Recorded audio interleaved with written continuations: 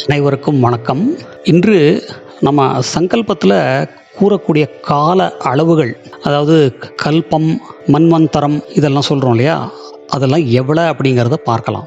ஒரு கல்பம் அப்படிங்கிறது பிரம்மாவினுடைய பகல் வேளையாக சொல்கிறாங்க. அதாவது அது 1000 யுகங்கள், 4.32 பில்லியன் மனித ஆண்டுகள் அப்படின்னு சொல்கிறோம்.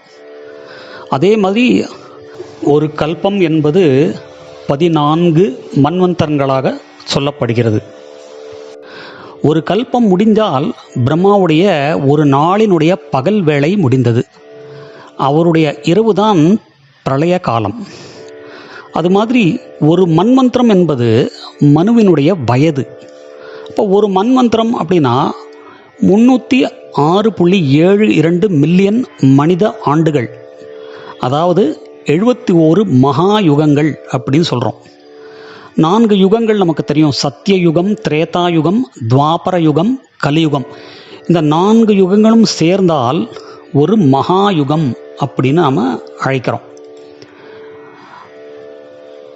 ஒரு சத்திய யுகம் அப்படிங்கிறது 1.728 மில்லியன் மனித ஆண்டுகள். ஒரு திரேதா யுகம் 1.296 மில்லியன் மனித ஆண்டுகள். ஒரு துவாபர யுகம் 864,000 மனித ஆண்டுகள். ஒரு கலியுகம் 432,000 மனித ஆண்டுகள். ஸோ இது எல்லாம் சேர்த்தோன்னா ஒரு சத்தியயுகம், ஒரு திரேதாயுகம், ஒரு துவாபர யுகம், ஒரு கலியுகத்தை சேர்த்தால் கூட்டினோன்னா 4.32 மில்லியன் மனித ஆண்டுகள், ஒரு மகா யுகம் அப்படிங்கிறது கணக்கு நமக்கு கரெக்டாக வரும். அதுக்கு பிறகு நம்ம அயனம் சொல்கிறோம் இல்லையா, உத்தராயணம், தட்சிணாயணம். தை மாதம் முதல் ஆணி மாதம் வரை உத்திராயணம், ஆடி மாதம் முதல் மார்கழி மாதம் வரை தட்சிணாயணம். அப்புறம் நம்ம ருத்துக்கள் சொல்கிறோம். சித்திரை வைகாசி வசந்த ருது, ஆணி ஆடி கிரீஷ்ம ருது, ஆவணி புரட்டாசி வருஷ ருது, ஐப்பசி கார்த்திகை சரத் ருது, மார்கழி தை ஹேமந்த ருது, மாசி பங்குனி சிசிர ருது.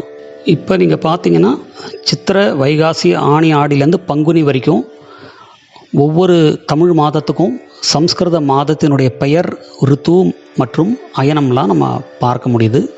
அதே மாதிரி இதுலேயும் பாருங்கள், வரிசையாக எல்லா மாதங்களையும் போட்டு அமாவாசை முடிந்து பிரதமை முதல் பௌர்ணமி வரை சுக்லபக்ஷம் வளர்பிறை, பௌர்ணமி முடிந்து பிரதமை முதல் அமாவாசை வரை கிருஷ்ணபக்ஷம் தேய்பிறை. அனைவருக்கும் பயனுள்ளதாக இருந்திருக்கும் என்று நம்புகிறேன். நன்றி. வாழ்க வளத்துடன்.